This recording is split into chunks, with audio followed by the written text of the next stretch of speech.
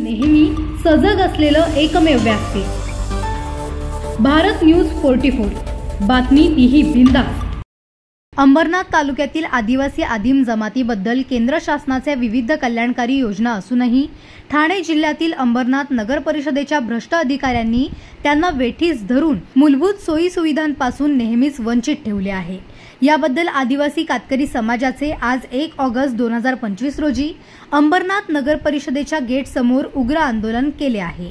आम्ही गेल्या काही महिन्यापासून नगरपालिकेकडे अर्ज विनंत्या करतोय की अंबरनाथ नगर परिषदे हद्दीमध्ये जे काही कातकरी पाडे आहेत त्या पाड्यावर आज नाही रस्ते, नाही पाणी, नाही लाईट।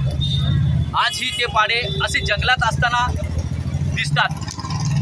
चंदनवाडी झाली, मोरोली पाडा झाला, वडाची वाडी झाली, या पाड्यांच्या बाजूला जंगल आहे।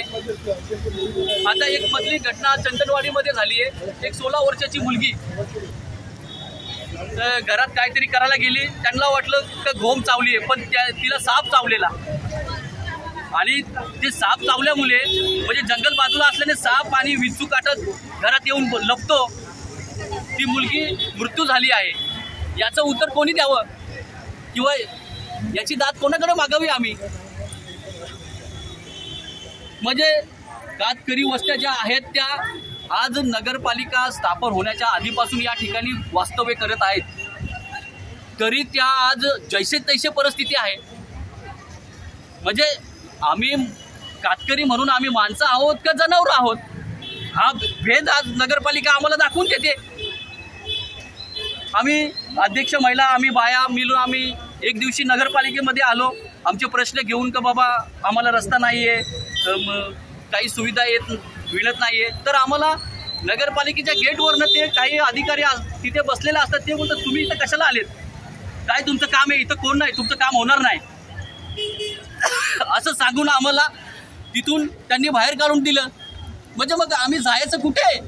असे कोणते अधिकारी आहेत? अधिकारी तिथे खाली बसणारे ते गार्ड वगैरे आहेत, त्यांनी आम्हाला बाहेर काढलं।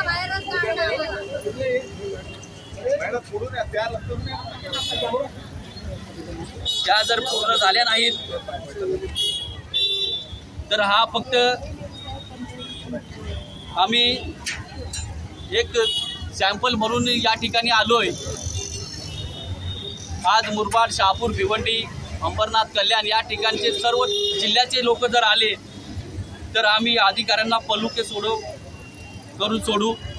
त्यामुळे त्यांनी आमच्या ज्या काही मागण्या आहेत, आज आदिवासी भागांनी आदिवासी डिपार्टमेंटनी यांना पत्रव्यवहार केला आहे की अंबरनाथ नगर परिषदेमध्ये राहणारे जे कातकरी लोक आहेत यांना शबरी आवास योजनेतून घरकुल द्यायचं आहे।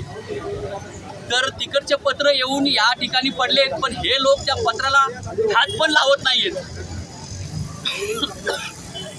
आणि आदिवासी कुठे राहतात यांचा सुगावा पण घेत नाहीयेत। म्हणजे ही काय परिस्थिती आहे कातकरी समाजाची? आम्ही जगावं की मरावं किंवा आत्महत्या करावी?